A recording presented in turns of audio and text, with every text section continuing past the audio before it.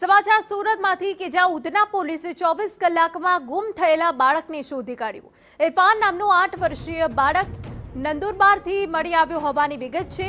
ઉધના પોલીસે સીસીટીવી તપાસ અને સંપર્ક કરીને બાળકને શોધ્યું।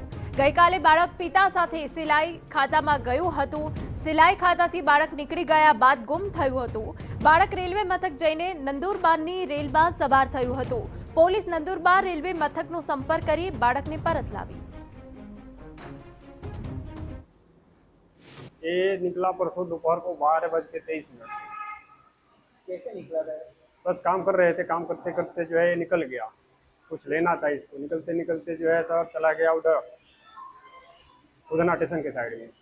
फिर उसके बाद फिर हमने उसको ढूंढा, काफ़ी ढूंढने के बाद में नहीं मिला तो आकर के कंप्लेन किया तो यहाँ से सर लोग जो है तुरंत निकले, चारों तरफ जो है कैमरा चेक किए, इधर उधर, यानी कि बहुत मेहनत की। આ જે નાનું બાળક છે એ રેલવે સ્ટેશન બાજુ ગયું હતું, તેથી પોલીસ ત્યાં પણ પહોંચી હતી। ત્યાંથી તપાસ કરતા કેટલીક માહિતી મળી હતી। સીસીટીવીમાં પણ જાણવા મળ્યું હતું કે તે રેલવે સ્ટેશનની અંદર જઈ અને કોઈ ટ્રેનમાં બેસી જાય છે, જે બાબતે વધુ ઊંડાણપૂર્વક પોલીસે તપાસ કરી હતી અને અલગ અલગ ટ્રેનનો જે ટાઈમિંગ્સ હોય એ પ્રમાણે લોકોનો પણ સંપર્ક કર્યો હતો। છેવટે પોલીસને ખબર પડી કે આ બાળક નંદુરબાર ની ટ્રેનમાં બેસેલ છે, એટલે પોલીસે તરત જ નંદુરબાર રેલવે પોલીસનો સંપર્ક કર્યો।